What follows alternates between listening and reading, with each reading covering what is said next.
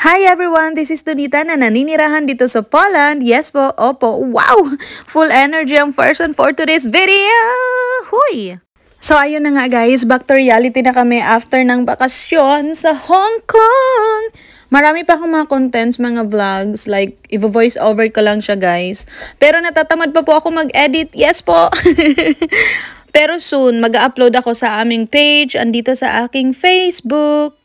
For today's video nga pala guys, it's my me time. Maglalakad-lakad ako and syempre, grocery time. Part na to ng routine ko guys. And si Shana at si daddy niya nasa room lang namin and they're just playing.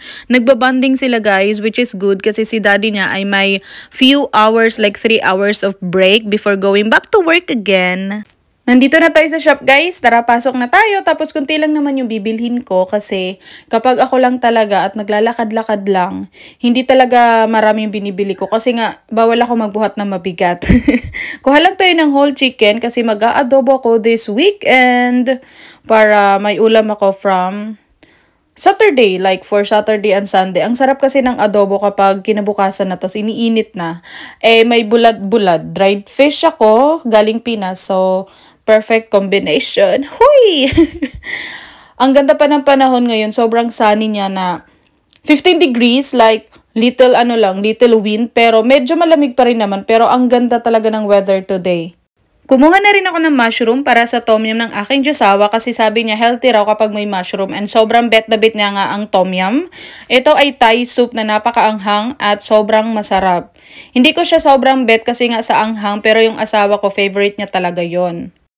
Kumuha na rin pala ako ng cheese, ng toast, tsaka may pamintang durog at buo, tapos itong Doritos para may snack-snack lang ako. And then, pagkatapos yan guys, eto na, nagbayad na ako. Ito lang talagang binili ko, konti lang kasi nga para hindi masyadong mabigat.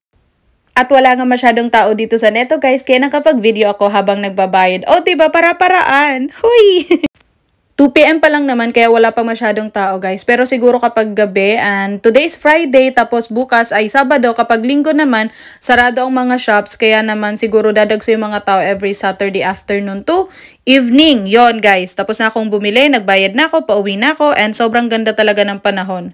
Like sobrang tirik ng araw. Sobrang nakaka-refresh. Huy! And that's it guys. Ito lang ang aking video for today. Thank you for watching and mag-iingat po tayong lahat. Bye-bye!